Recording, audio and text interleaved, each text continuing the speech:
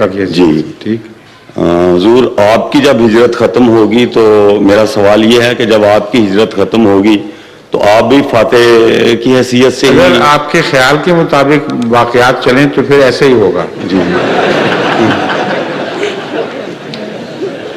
اگر آپ کا خیال میری ہجرت اور اس کے خیالات ڈھالنے والا بنا جی تو پھر وہی ہوگا جو آپ چاہتے ہیں. انشاءاللہ. نہیں، ایسا نہیں ہوگا. اللہ جو چاہے وہ ہوگا.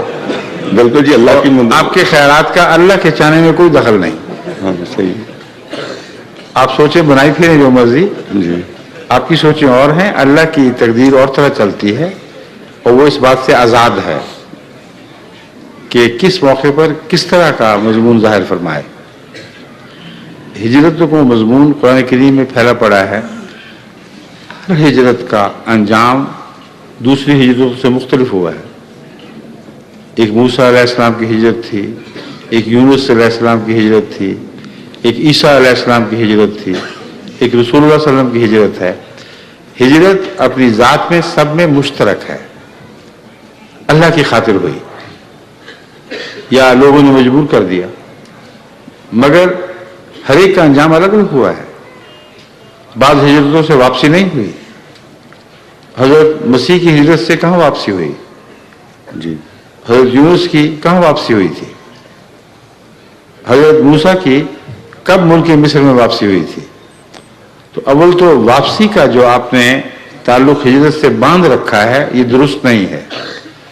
ہجرت کے نتیجے میں برکت اور وسعت اور فتوحات ملتی ہیں، یہ قطعی بات ہے. واپسی کا معاملہ آن حضرت صلی اللہ علیہ وسلم کے ساتھ خاص تھا.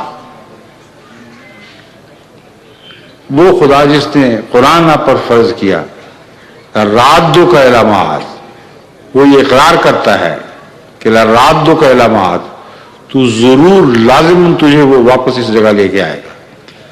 یہ آن حضرت صلی اللہ علیہ وسلم کے ساتھ ایک خاص پیشگوئی تھی جس پیشگوئی کو شان کے ساتھ پورا ہونا تھا. اس لیے ہجرت کے متعلق یہ جو تصور باندھ رکھا ہے آپ نے کہ ہر ہجرت کرنے والا واپس اپنے وطن ضرور پہنچتا ہے، یہ درست نہیں. حضرت مسلم موعود نے قادیان سے ہجرت کی تھی. جی کہاں دفن ہیں؟ ربان دارالہجرت میں. جی. تو اس لیے یہ جو مضمون آپ نے خود بخود بنا لیے ہے یہ اللہ پر ٹھونسا نہیں جا سکتا.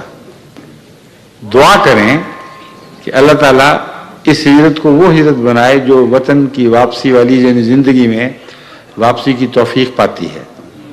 اس سے زیادہ آپ کچھ نہیں کر سکتے.